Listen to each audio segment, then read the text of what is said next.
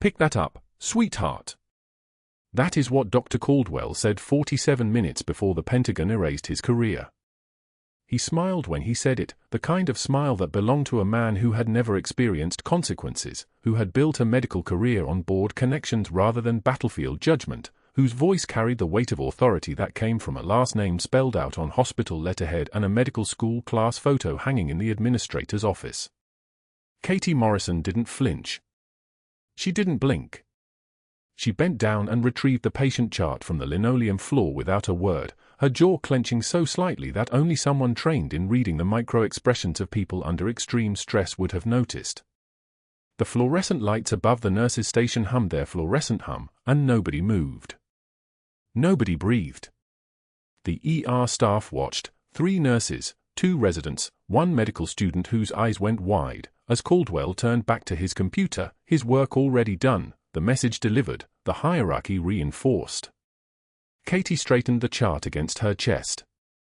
Her hands were steady. That was the thing about hands that had held lives together in the dark. They didn't tremble under humiliation. They didn't betray you with shaking. They simply did the work. She had been working night shifts at Cedar Creek Medical in Philadelphia for 18 months, and in those 18 months she had learned the architecture of invisibility so completely that she moved through the ER like a ghost in scrubs. Head down. Eyes averted. Responding in clipped sentences that invited no follow-up. When doctors asked for updates, she gave them in medical shorthand. When patients asked her name, she said nurse and moved on.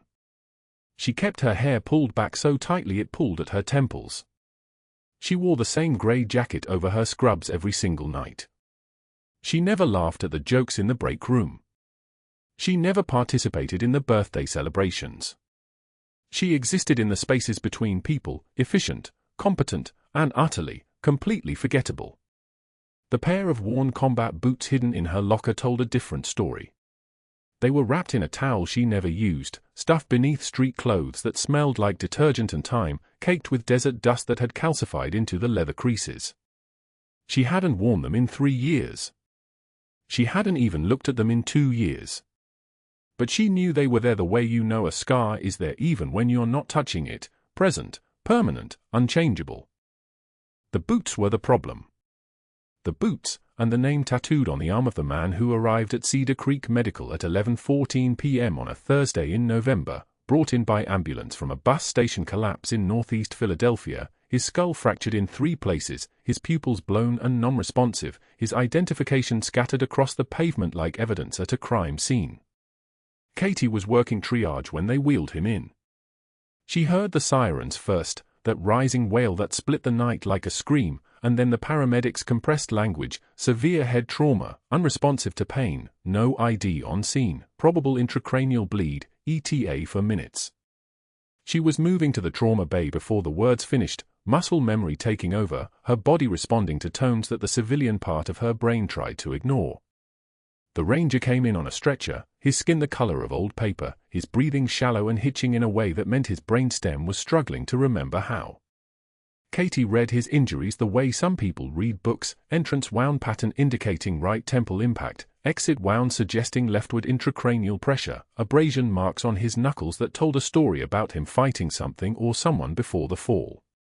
She noted the faded tattoo on his neck, the kind of ink that came from a deployment medic working with whatever supplies he had, and she had to steady her breathing because she recognized the style. She knew exactly who did that tattoo. "Let's get him to trauma 2, she said. Not a request. A command. Her voice had dropped an octave without her permission, and she caught the shift immediately, pulled it back down, made it deferential again. "If that's okay, Doctor." Dr. Caldwell wasn't in the ER yet. It was 11:19 p.m. on a Thursday, and Caldwell didn't start his shift until 6 a.m. Friday. So the attending was Dr. Patricia Chen, who had been at Cedar Creek for 7 years and knew Katie well enough to recognize that something had changed in her voice.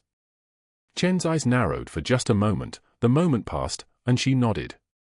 "Trauma 2. Let's move." Katie moved. Her hands knew what to do without consulting her brain. Start a second line. Type and cross. 12-lead EKG. Portable chest X-ray. Get neuro in here. She catalogued his belongings per protocol: wallet, keys, a jacket that had seen better decades, a wedding ring on a chain around his neck, and that was when she felt it. The weight of something small, pinned inside the jacket pocket. She knew what it was before she saw it.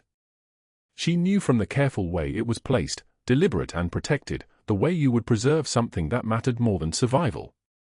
It was a service medal, maybe 2 inches across, the kind that came from the Army or Marines, the kind that got pinned to a uniform and then, if you were smart, kept somewhere safe because uniforms got torn off in combat and bodies got separated from their uniforms, and sometimes the only thing left of a person was the medal they earned. Katie held it under the trauma bay light for 3 seconds. Just 3 seconds. Long enough to see the ribbon color, crimson with white stripes, Army Ranger colors, and the image struck against her chest like a physical thing. She placed it carefully in an evidence bag, sealed it, labeled it with the John Doe's hospital ID number, and filed it with his belongings. Her hands were shaking now, but only because she was alone in the supply room for 30 seconds, only where nobody could see. She pressed her palms against the cold steel shelving, felt the chill move up her forearms, counted to 10 the way she'd been trained, and then she was back in the trauma bay as if nothing had happened. Vitals, she asked Chen. BP's dropping. 98/62. Heart rate's climbing. He's losing something internal. Katie nodded. She was reading his injuries differently now, seeing them through the lens of what she knew. An Army Ranger wouldn't fall off a bus station platform by accident. Something had brought him down. Something or someone. Dr. Caldwell arrived at 3:22 a.m., which was unusual for a Thursday into Friday transition, which meant he was doing rounds early or sleeping at the hospital, which Katie didn't have time to process because he walked into the ER with the bearing of someone who had recently been appointed chief of emergency medicine and was still intoxicated with the authority of it. He was maybe 55, with the kind of tan that came from a golf membership and the kind of haircut that cost more than Katie's monthly rent. He stopped at the nurse's station, looked at the patient board, and then looked at Katie. "Tell me about the John Doe," he said. Not a request. An order to perform for his inspection. Katie walked him through the vitals, the imaging, the preliminary assessment. She used medical language precisely, showed no emotion, reported only facts. She was good at this part. She had been trained by people who understood that information delivered clearly under pressure kept people alive. Caldwell listened for maybe 30 seconds before interrupting. "You ordered a head CT without consulting the attending. Protocol for suspected intracranial bleed," Katie said. Her voice was steady. Her jaw was steady. Vitals unstable. Needed imaging too. "Protocol is what the attending physician decides it is," Caldwell said. His voice carried across the ER loud enough for the residents to hear, loud enough for the other nurses to look up from their stations, loud enough to establish the hierarchy. "You're a nurse, Ms. Morrison. Not a radiologist. Not a neurologist. Not a physician. You take orders. You don't give them." He didn't wait for her response. He walked into the trauma bay to examine the patient, and Katie stood at the nurse's station with every eye in the ER on her, quick glances, the kind of looks people give you when they've just watched you get corrected in front of everyone and they're trying to decide whether to make eye contact or pretend they didn't see it. She was 17 minutes into her shift when Dr. Caldwell had thrown her chart on the floor. She had picked it up without a word. Now it was nearly 4 a.m., and she was still holding steady, still moving with precision, still breathing in the rhythm of someone whose body had learned that panic was a luxury she couldn't afford. The John Doe was still unconscious. The medal was still in evidence. And Katie Morrison was still invisible, still completely and entirely invisible until she wasn't going to be.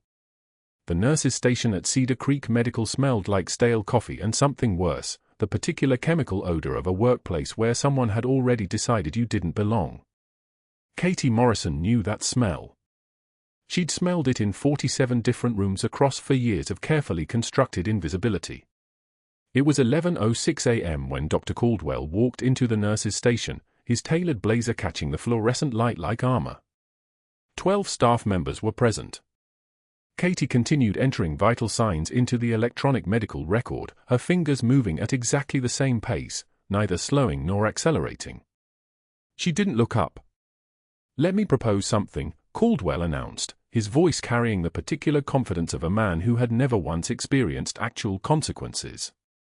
He uncapped a marker and approached the shift whiteboard where call schedules and census numbers lived. "Morrison here believes she knows better than physicians. Credentials from God knows where, following some antiquated protocols that have no place in a modern emergency department. Let me make this interesting."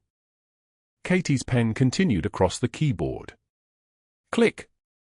Click. Click. A perfectly measured rhythm. "I'm wagering that within 7 days, 1 week, this one quits." He circled her name on the board, wrote the date beneath it, then smiled at the room like he'd just closed a business deal.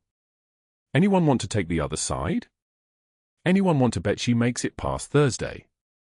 The silence that followed wasn't empty. It was dense with discomfort. Dr. Sandra Hayes, one of the senior nurses, looked at her shoes. Marcus Chen, the trauma tech, suddenly became very interested in a supply cabinet lock. Nobody took the bet. Nobody said anything at all. Katie's jaw clenched imperceptibly. That was all. One microscopic tightening at the joint, invisible unless you were trained to recognize restraint in its purest form. Her hands remained steady as she continued charting without looking up, her pen moving at exactly the same speed it had before Caldwell arrived. If anything, her posture became slightly straighter. Her breathing remained controlled, diaphragmatic, the breathing of someone who had once kept a partner alive for 4 miles with a sucking chest wound while maintaining tactical awareness of 2 enemy positions. Caldwell waited. He was waiting for her to respond, to defend herself, to give him the permission to escalate. Katie Morrison gave him nothing. She finished the entry, looked at the next screen, began the next set of notes. The room had to watch her ignore him. He left 7 minutes later, but his presence remained, coating everything like dust. The cafeteria at 12:34 p.m. was the hospital's second theater of operations. Katie carried her tray, soup, turkey sandwich, black coffee, salad, past the physician's table where Caldwell sat with 2 colleagues, both of whom suddenly became very interested in their smartphones when she passed. The overhead fluorescents hummed their mechanical song, a sound like a generator powering something that shouldn't exist. She was exactly 2 feet past his table when his left elbow moved. It wasn't quick.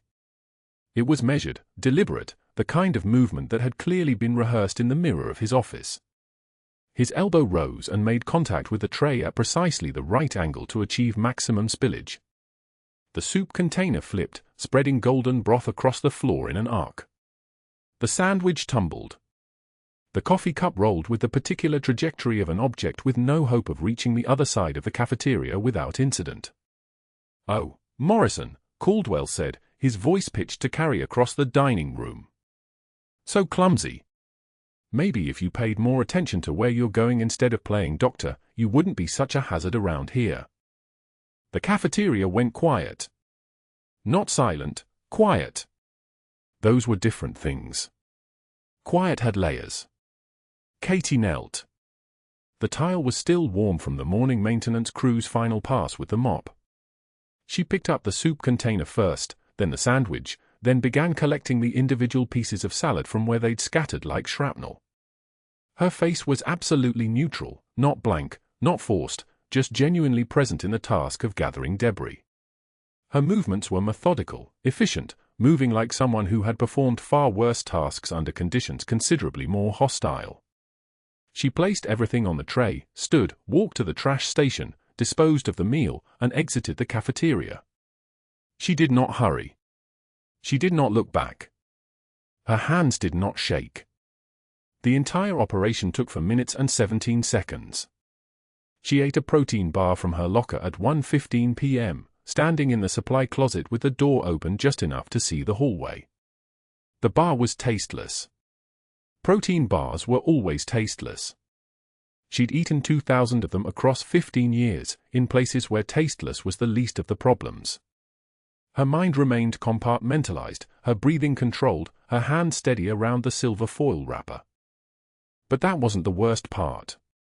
The worst part came at 2:33 p.m. in the ER hallway, when Dr. Caldwell emerged from a trauma bay, spotted Katie reviewing a patient chart against the wall, and walked directly toward her with the gait of a predator who had discovered he was allowed to hunt. "That chart," he said, pointing to the document in her hands. It was the file for the unconscious ranger from admissions, the one with the carefully preserved medal in the evidence locker. "Give me that." Katie handed it over without comment. Caldwell flipped through 3 pages, then deliberately released it. The pages scattered across the floor like playing cards, spreading across 6 feet of hallway tile. Several staff members watched from the medication station. Marcus the trauma tech. 2 residents. A nursing student. "Pick that up, sweetheart," Caldwell said. "That's more your speed than questioning my orders." Katie knelt smoothly. Her movements remained economical, no wasted motion. She began gathering each page in precise order, not the order they fell, but the order they appeared in the original document. Page 1, then 2, then 3, then 4. Her hands moved with the careful precision of someone reassembling evidence at a crime scene, which was not an unfamiliar task for her, though nobody in this hospital knew that. She stood, straightened the pages, held the reassembled chart. "Yes, doctor," she said quietly. Her voice was calm. Even. Completely deferential. The voice of someone who had accepted hierarchy as an inescapable fact of existence. She returned to her station and continued her work while Caldwell remained in the hallway for exactly 14 seconds, waiting for something, a tremor, a cracked voice, a moment of visible despair, that never came. At 3:22 p.m., during rounds, Katie checked on the unconscious ranger. His vital signs were stable, his breathing regular, his 4 lines patent and secured. She adjusted the rate on his main line, made a note in the electronic record, and was about to move to the next patient when she noticed the sheet had shifted on his right side. His arm was exposed. Beneath his right shoulder, in military stencil font, was a tattoo. It read, "Katie Morrison." Beneath it was a medic symbol, the caduceus with a single spiral snake instead of the traditional 2, marking it as field medicine. It was a tribute in permanent ink to someone whose name the ranger could not currently remember, could not currently say, could not currently recognize. Katie's hands froze for exactly 2 seconds. Then she pulled the sheet back to cover his arm, finished her documentation, and moved to the next bay. Her hands did not shake. At 3:58 p.m., Dr. Caldwell made a phone call from his office. Katie didn't hear the call directly, but the effects arrived at 4:15 p.m. in the form of an email from the Human Resources Department, forwarded by email to the nursing director, copied to multiple board members. The email requested that Katie provide detailed credentialing documentation, references, military discharge papers, any prior employment records, within 24 hours. It was framed as routine. It was not routine. Katie read the email in the break room while 2 other nurses discussed a patient's medication allergy. Her face remained unchanged. Her breathing remained controlled. But her mind was already 3 moves ahead, already calculating the lifespan of her carefully constructed identity. The references were covers. All of them. Constructed through channels she couldn't access anymore, names attached to phone numbers that no longer rang the numbers they appeared to call. If anyone actually investigated, if anyone went beyond the surface, the entire identity would collapse like wet cardboard. Which was exactly what Caldwell intended. She had been hidden for 18 months. 18 months of slow erasure, of becoming less visible with each passing week, of allowing the Navy's official record to cement itself. Master Chief Petty Officer Katie Morrison was classified deceased as of an incident that never happened in a location that didn't exist. The paperwork was real. The erasure was absolute. Until she'd walked into Cedar Creek Medical and decided to save lives instead of disappear completely. At 11:02 p.m., Katie sat in her car in the parking garage at Cedar Creek Medical. The engine was off. The garage was empty except for the nighttime maintenance crew, whose footsteps echoed somewhere on the lower levels. She'd driven here from her apartment, a studio on Broad Street that contained almost nothing, a bed, a chair, a single closet with civilian clothes arranged in perfect order. She opened the garage door and removed the metal lockbox from beneath the passenger seat. Inside was exactly one item, a pair of worn combat boots. They were desert tan, scuffed, with the particular wear pattern of something that had been walked through for kilometers of Helmand Province terrain with a bleeding army ranger slung across her back. They were the only thing she'd kept from before the erasure. The Navy had ordered everything else destroyed. She held them in her hands and did not cry. Crying would have been a luxury she could no longer afford. The 0300-hour shift at Cedar Creek Medical fell quiet the way only a hospital ER could, not peaceful, but holding its breath. The fluorescent lights buzzed overhead like trapped insects. Katie Morrison moved through the trauma bay with the economical grace of someone who'd learned long ago that wasted motion meant wasted time. 3 other nurses on skeleton crew. 1 resident sleeping in the call room. Dr. Caldwell somewhere in his office, probably still riding the high of watching her bend down to pick up that chart without a word. The unconscious ranger lay in Bay 4, his chest rising and falling with the mechanical precision of the ventilator. Katie had checked his vitals at 02 for 5 hours. Stable then. She'd noted the slight elevation in his jugular venous pressure, filed it away with the same clinical distance she applied to everything now. 18 months of being invisible meant noticing things without letting them crack her composure. The medal was catalogued in the belongings log. His arm with her name was beneath the hospital gown, a secret that didn't belong to anyone but him. She ran the numbers again at 0312 hours. BP 118/71. Oxygen saturation 96 on the ventilator. Heart rate holding steady at 82.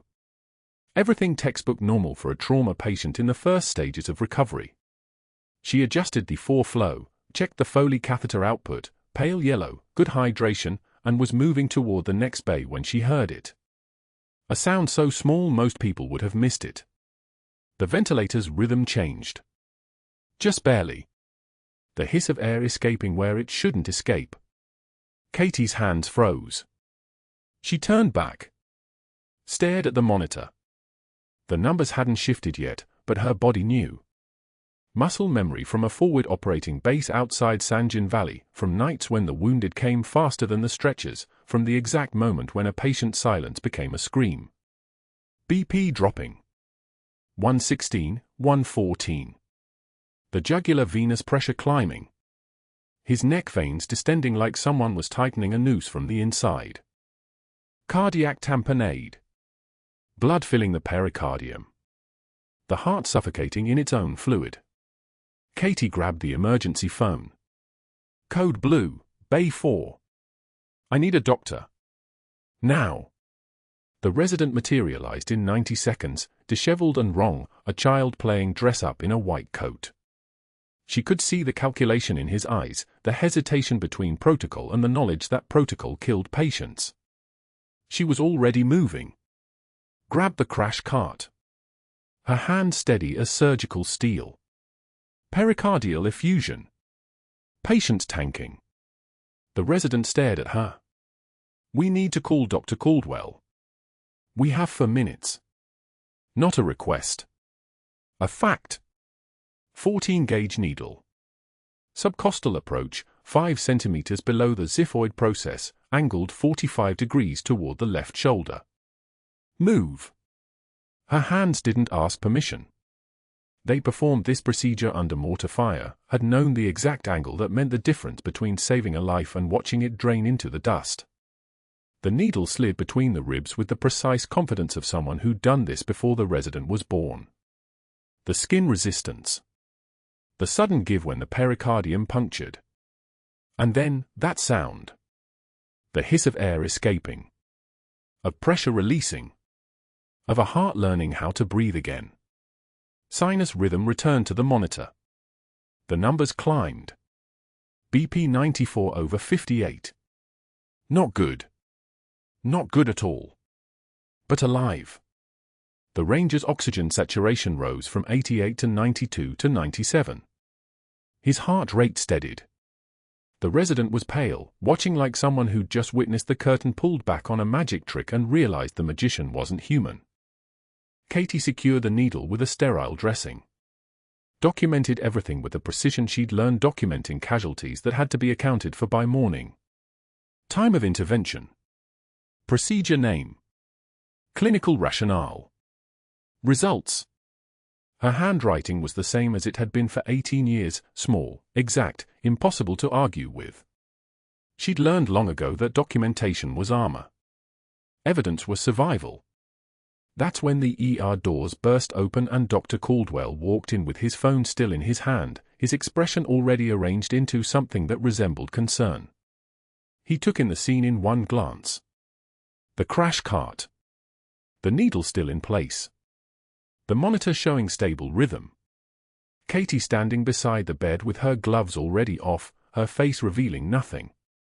What happened here? His voice was quiet. Dangerous. The kind of quiet that came before everything burned. Katie kept her tone level, informative. Cardiac tamponade. Pericardiocentesis at 031 for hours. Patient was desaturating. BP dropping. Window was closing. He moved to the documentation. Read it line by line. His jaw tightened with each word. She could see the exact moment he understood what she'd done. Not suggested. Not recommended. Done. Without waiting. Without his permission. Without the safety net of a physician's order to hide behind. You performed a surgical procedure without physician supervision. He looked at her, and his eyes held something worse than anger. They held opportunity. That's grounds for immediate termination. Katie met his gaze for exactly 1 second. Said nothing. What was there to say? He was right. Protocol said she should have called. Protocol also said the ranger would have seized around 0316 hours, would have arrested at 0318. His heart would have stopped pumping. His brain would have been without oxygen. Dead by breakfast. The patient would have died, she said finally. Flat. Data. Information. 12 minutes, maximum. The on-call didn't respond to the emergency page. So the patient would have died. Caldwell smiled.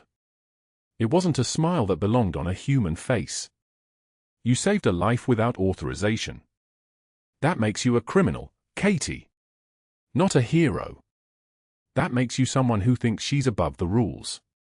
He walked to the nurse's station before she could respond. She heard him dialing from the hall. Heard his voice drop into the tone people used when they were calling someone important. Someone who owed them favors. Richard? It's Martin Caldwell. Yes, I know it's early. Listen, we have a credentialing problem. A nurse performed an emergency surgery, a pericardiocentesis, without physician oversight. I know. Pause. Listening. Her name is Katie Morrison. She's been here 18 months. References from ES, hold on. Another pause. The sound of him flipping through files he definitely shouldn't have accessed yet. Virginia. And a clinic in Reston that closed 2 years ago. No recent CME credits.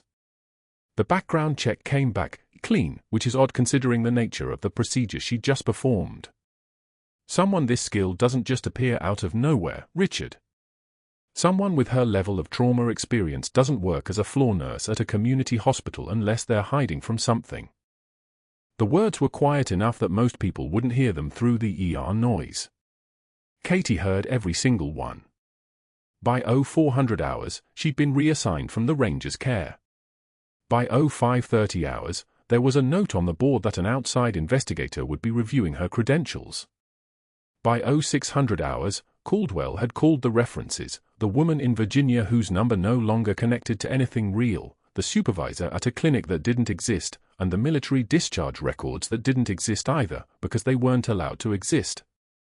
By 0800 hours, The investigator was in Cedar Creek Medical's conference room with a file the size of a ream of paper and a smile that said he'd already found something. Katie was called to the administrator's office at 0910 hours. She knew what was coming. Had known the moment she put that needle in. Had known when she stabilized his heart and his oxygen came back. She'd traded her invisible life for his visible one, and the mathematics of it were simple enough that even a child could calculate them. The administrator wouldn't meet her eyes. That was new. Caldwell stood in the doorway with his arms crossed, watching like a man who'd just won something. Your employment here is terminated, effective immediately, pending a full review of your credentials and credentials verification. We're going to need your access badge and your employee ID. Katie reached down and unpinned them. Handed them over. Watched the administrator take them with the expression of someone handling something contaminated. She'd worn that badge for 548 days. She'd used that access card to enter a secure hospital at 0300 hours on a morning that didn't know yet that she was about to become a ghost again. I'm sorry, the administrator said quietly. Caldwell smiled.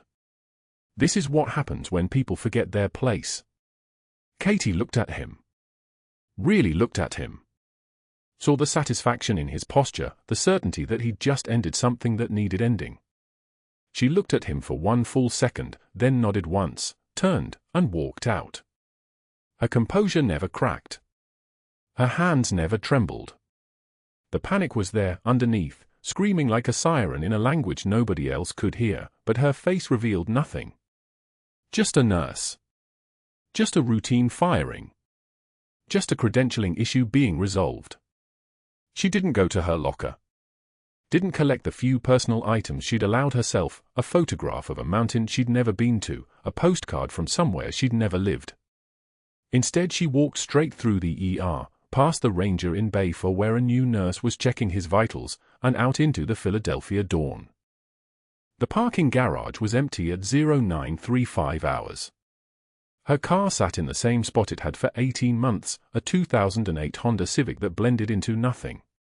She got in. Turned the key once to start the electrical system but didn't turn it again. Sat in the silence with her hands on the steering wheel, unable to move forward, unable to reverse. The concrete ceiling above her was stained with rust and exhaust. The light was grey. A gym bag sat on the passenger seat. Inside were a pair of worn combat boots, their laces still caked with dust from a desert that was 7,000 miles and 3 years away. She pressed her forehead against the steering wheel and did not move. Dr. Caldwell's face hardened as he read through Katie's documentation. The pericardiocentesis notes were flawless: needle angle, depth, pressure readings, fluid volume extracted, cardiac tamponade relief. Textbook. Better than textbook. His jaw tightened. He stood in the corner of the trauma bay, tablet in hand, staring at handwriting that belonged to someone whose scope of practice definitely did not include emergency pericardiocentesis. He walked out of the trauma bay without a word. By 0320 hours, Dr. Caldwell was in his office, door closed, phone pressed to his ear. The hospital board president answered on the second ring, they always did for him. David, it's Richard. We have a situation. One of the nursing staff performed an invasive procedure well outside their credentialing. Pericardiocentesis. On a trauma patient. No supervision. The silence on the other end was precisely the kind of silence Caldwell had learned to interpret as agreement. I'm going to need you to activate protocol. Yes. A full investigation. I'll have the documentation ready by morning. He hung up and immediately dialed his contact at Medical Board Associates, the credentialing firm used for employment verification. This is Dr. Richard Caldwell at Cedar Creek Medical. I need to expedite a reference check. Staff member named Katie Morrison. Registered nurse. Yes, I can hold. Within 6 hours, Caldwell had weaponized the system. He'd called her 3 listed references, which were carefully constructed institutional covers that crumbled under real scrutiny. The investigator Caldwell brought in noticed inconsistencies in her employment dates. schools that confirmed her attendance but had no record of her graduation ceremony. A hospital in Portland that acknowledged she'd worked there but couldn't locate her original credentialing files. The gaps were small, careful, maintained by people following classified protocol. But to a credentialing investigator, they looked like fraud. By 09:10 hours, Caldwell had formal documentation. By 09:30 hours, he'd sent it to the hospital's chief nursing officer. By 09:45 hours, Katie was being notified of her immediate suspension pending investigation for performing procedures outside her scope of practice, falsifying employment credentials, and misrepresenting her qualifications. She sat in her car in the Cedar Creek Medical parking garage for 40 minutes. Engine off. Hands on the steering wheel. Head bowed. The concrete around her echoed with footsteps, car doors, lives moving forward. She didn't move. 18 months of invisibility, 18 months of careful construction, of teaching herself to be small, of building a Katie Morrison who didn't exist before 0300 hours 18 months ago, had shattered in the time it took for Caldwell to read a medical chart. Her hands were steady. Her breathing was even. But her mind was processing the cascade like a trauma patient processing blood loss. The references would fail. The investigation would accelerate. The military would be contacted next. And once they were contacted, once the thread started pulling, there would be no stopping it. There would be no covering it. There would be only exposure, extraction, and the end of every careful thing she'd built. Katie started the car and drove. The efficiency apartment in North Philadelphia was exactly the way she'd left it 4 hours ago, small, sparse, impersonal. A bed. A desk. A single chair. A kitchen with nothing in it but coffee and protein powder. The walls were bare. No photographs. No personal effects. A ghost living in a holding pattern, waiting for classified orders that would never come. She dropped the bag containing her badge, her ID, and the combat boots on the table. Katie removed the boots slowly. They were Army issue, broken in through 3 deployments and 7,000 miles of desert warfare. The laces were still caked with dust from Helmand Province.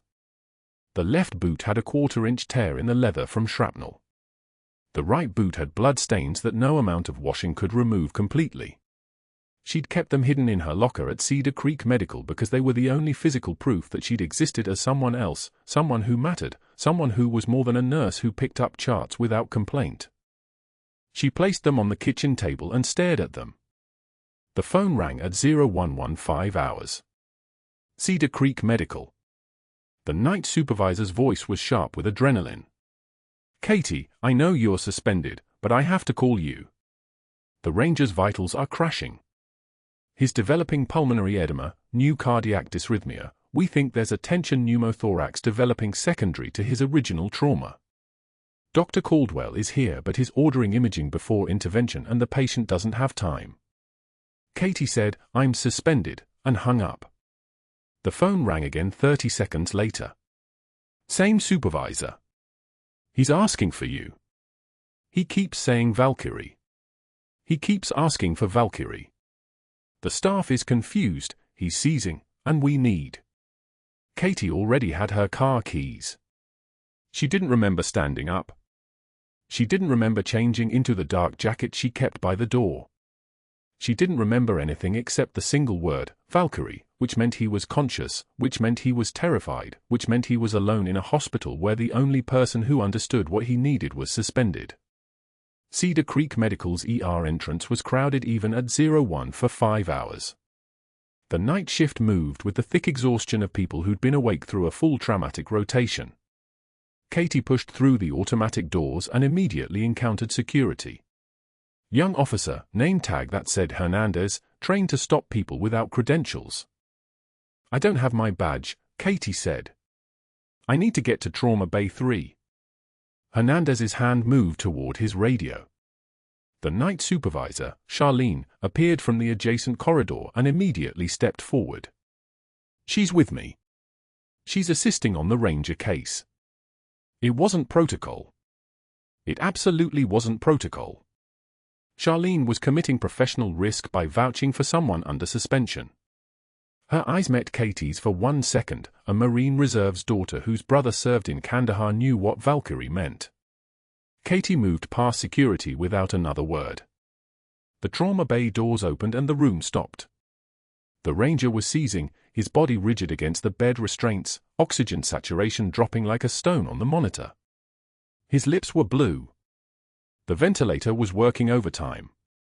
The chest X-ray light box showed exactly what Katie expected: right-sided tension pneumothorax, new, secondary to his blast injury from 3 days ago. The team was frozen in that particular paralysis of good nurses who knew something was catastrophically wrong but weren't getting clear orders. Katie's voice dropped an octave. Needle decompression. 14-gauge angiocath. Second intercostal space, midclavicular line. Right side. Move. A resident turned to look at her. She was nobody. She was suspended. She had no authority. Katie stepped forward and said, "Now." The needle went in. The hiss of air escaping from a tension pneumothorax that had been collapsing his right lung sounded like the world's most dangerous sigh. O2 saturation began climbing. 72, 78. 84, the seizing slowed. His body relaxed. His pupils responded. Sinus rhythm returned. The Ranger's eyes opened. They focused on Katie. His mouth moved like he was trying to speak, but the ventilator tube prevented it. He raised his right hand, the only move he could make, and grabbed her wrist. He held it so hard his fingernails drew crescents of blood in her skin. No one moved. No one spoke. He was holding onto a ghost, and the ghost was real. Katie placed her other hand on his shoulder. Once. A single gesture. The kind of contact she'd given him in a firefight 3 years ago when everything was falling apart and he needed to know someone was there. "You're stable," she said. "Rest." She stepped back. Dr. Caldwell arrived at 0200 hours. He took in the scene in a single encompassing glance: Katie at the bedside, the patient stabilized, the successful secondary emergency procedure, the entire night shift looking at her like she was something other than a suspended nurse. His face went the color of old parchment. "Security," he said quietly. "Remove her. Now." The security guard hesitated. Charlene started to step forward. But Katie was already moving toward the doors. She didn't make it confrontational. She didn't make it dramatic. She simply walked out of the trauma bay with her head level and her eyes forward, past Caldwell, past security, out of the unit entirely. By 0630 hours, Caldwell had called the board president again. His voice was different now, not administrative, not controlled. It was the voice of a man whose institutional hierarchy had just been undermined by a nurse under suspension. She violated her suspension order. She was explicitly instructed to stay off premises and she returned to the unit. "I want her terminated immediately. I want her reported to the State Board of Nursing. I want this documented and filed within the hour." By 0800 hours, Caldwell had scheduled a staff meeting to announce her termination. Public. In front of the trauma team. In front of the residents. The kind of announcement designed to reinforce that he controlled the hospital, that he controlled consequences, that no one who challenged his hierarchy would survive. Katie received the termination notice at 0730 hours. 31 pages. Cause for termination: violation of suspension orders, performing procedures outside scope of practice, falsifying credentialing documents, unauthorized practice. She read it once. Her hands were completely steady. She folded it precisely, thirds, then thirds again, and placed it on the kitchen table next to the combat boots. She did not return the calls that started coming at 0740 hours. Unknown numbers. Blocked numbers. The hospital's main line. She sat in the silence of her efficiency apartment and watched the light change through the windows as the morning progressed. Traffic moved outside. Philadelphia continued. The world did not stop. At 09 for 5 hours, her television was still off. But in Cedar Creek Medical's lobby, the waiting room where patients sat with their families, where visitors checked in, where the entire public interface of the hospital existed, the morning show switched abruptly to breaking news. A photograph filled the screen.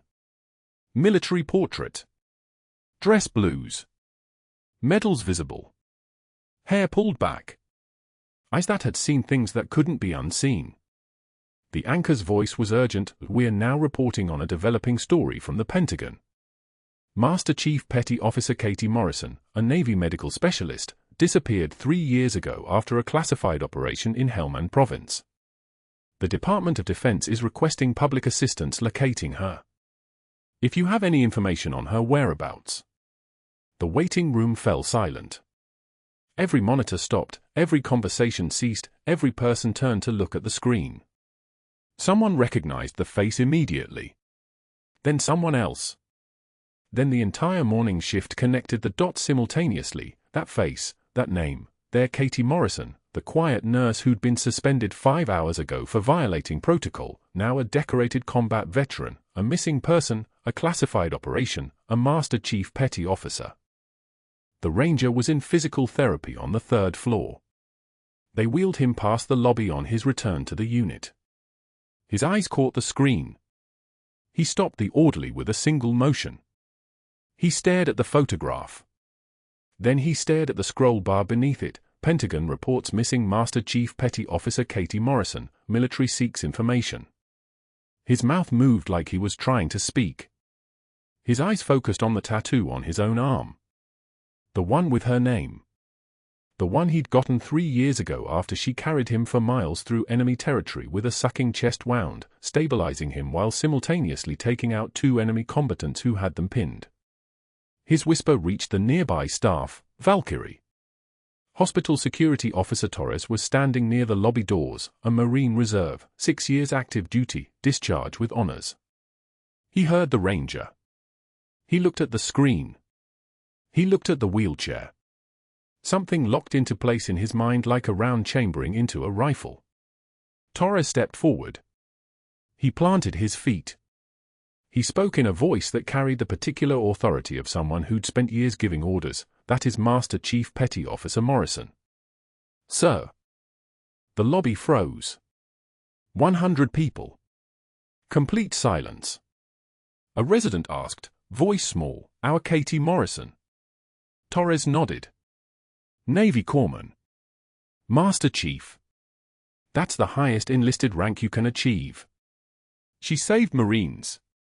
The newscast flickered across the lobby television at 10:51 a.m., just as the waiting room filled with the usual Tuesday crowd, families in uncomfortable chairs, an elderly man coughing into his sleeve, a teenage girl with her arm in a sling.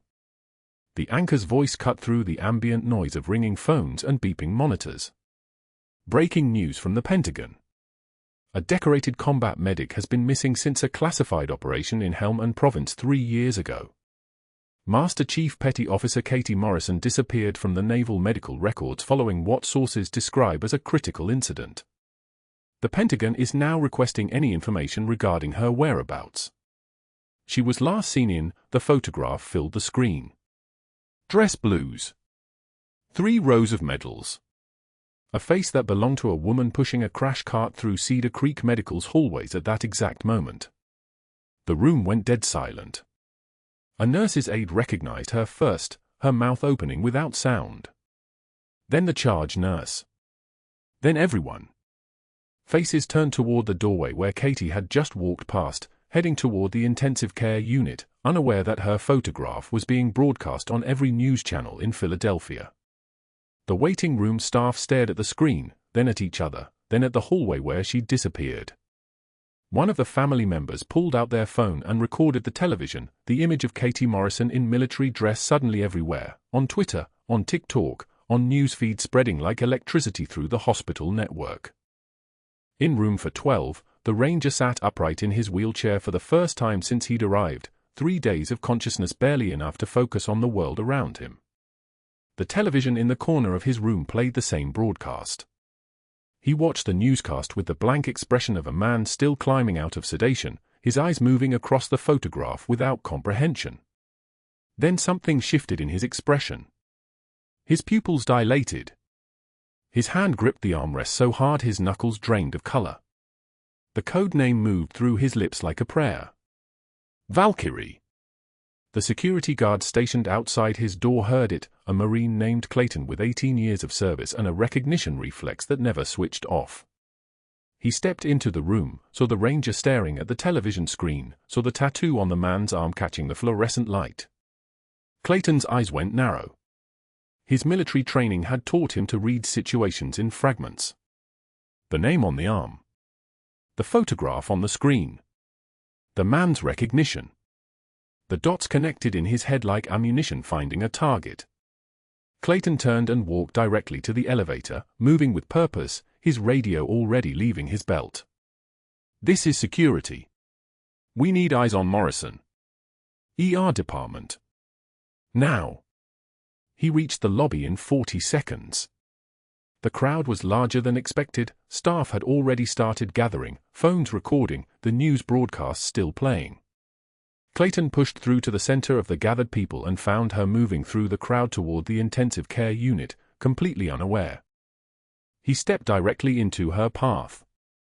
His voice was steady, formal, the kind of voice that commanded rooms.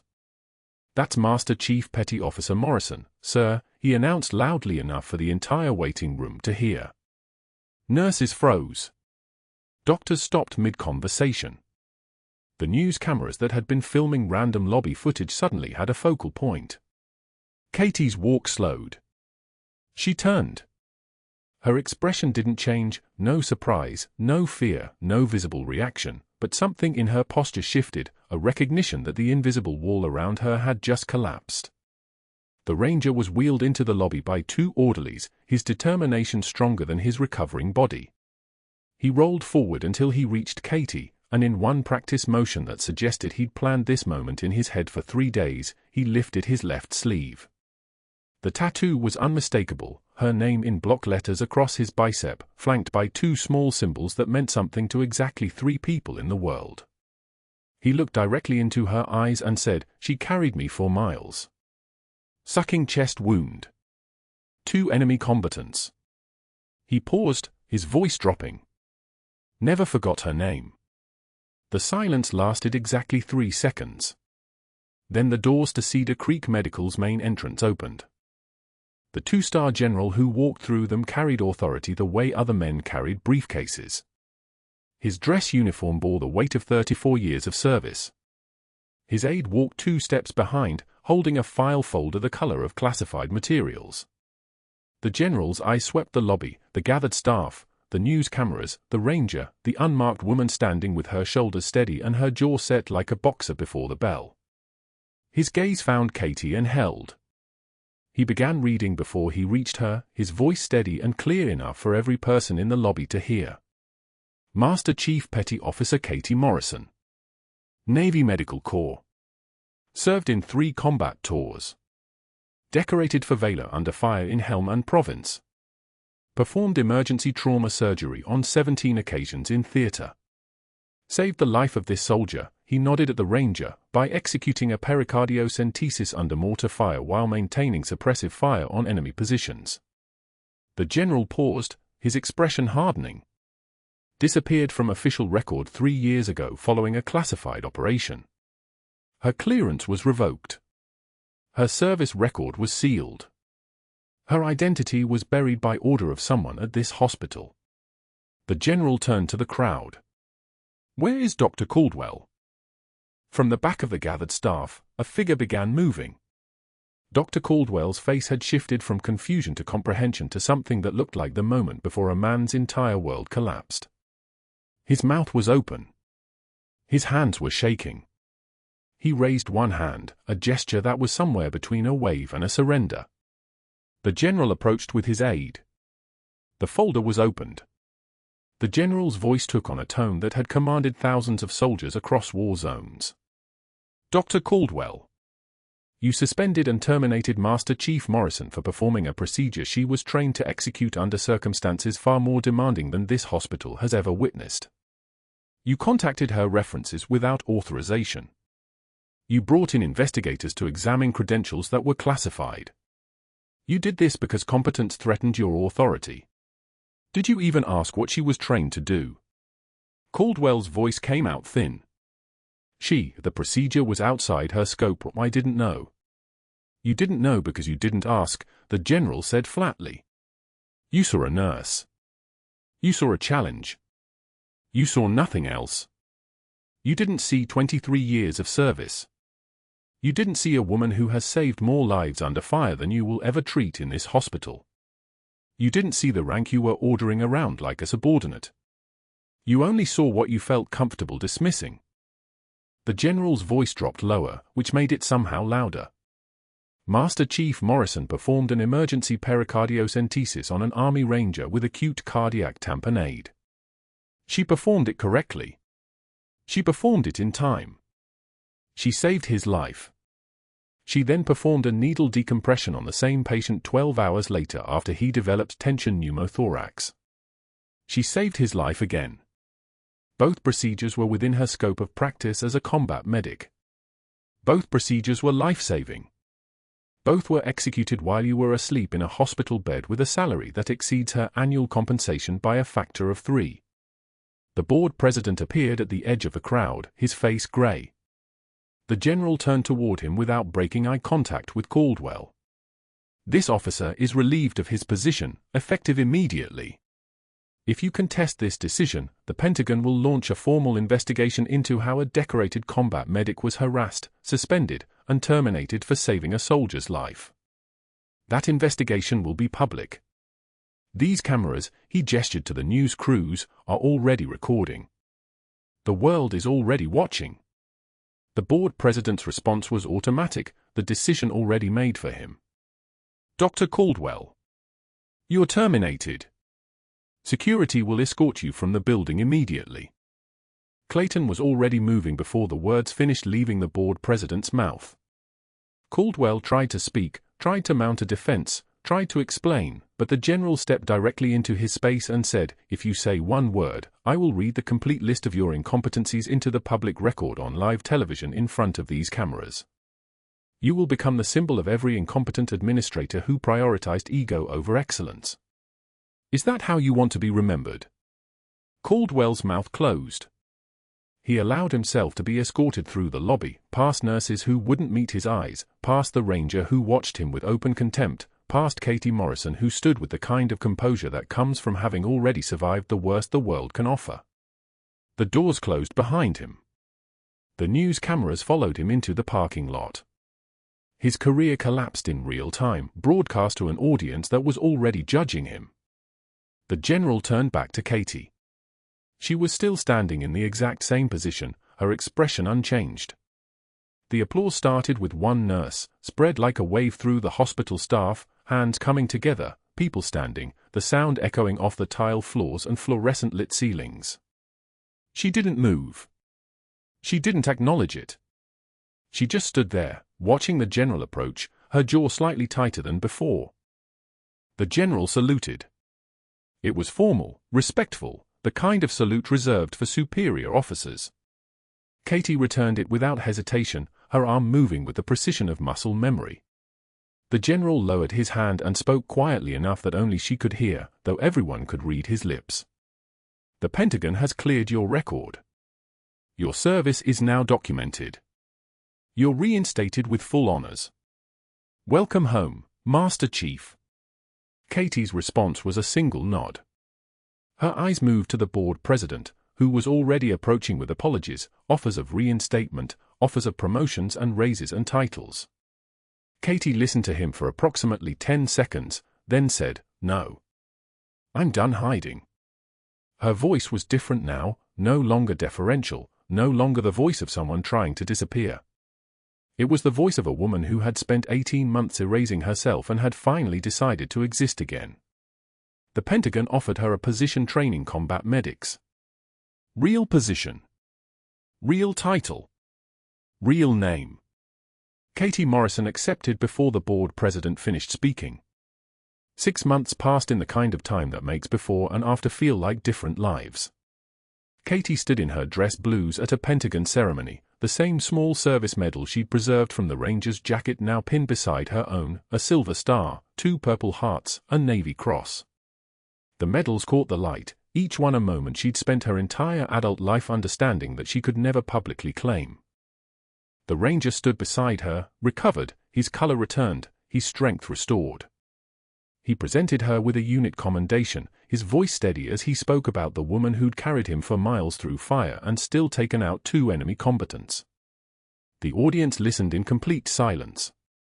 On the other side of Philadelphia, in a parking lot outside a strip mall on Roosevelt Boulevard, a former colleague of Dr. Caldwell's walked past a folding table where a man was selling supplemental insurance policies. She recognized him, slowed, and then kept walking without acknowledgement. His medical license was under review. His network had gone silent. His name had become what he'd tried to make Katie's name, something erased, something irrelevant, something that nobody wanted to remember. Katie placed the worn combat boots in a glass case at the Navy Medical Training Facility.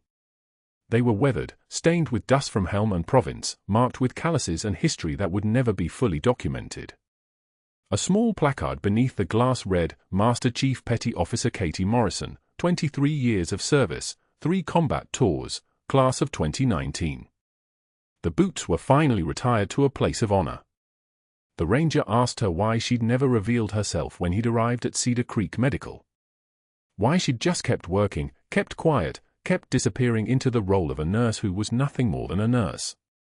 Katie met his eyes and said, "You survived. That's all that mattered." The Ranger shook his head. "You could have told everyone who you were. You could have stopped Caldwell in the first second." Katie was quiet for a moment, and then she delivered the kind of statement that makes people understand what they're actually looking at. True class is what you do when the lights go out. A week later, Katie was teaching a class of new combat medics at the training facility. Her voice was steady and clear, her hands demonstrating procedures on a trauma dummy, her words carrying the weight of experience that could never be faked or manufactured. The service medal was visible on her uniform.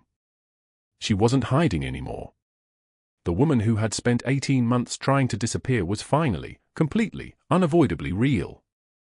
If you've made it this far, you know that sometimes the quietest people in the room are the ones holding everything together. Subscribe to the Code Whisperers for more stories of hidden strength. Like this video. Comment below, what would you have done in Katie's position? Would you have revealed yourself to stop Caldwell, or would you have kept quiet the way she did?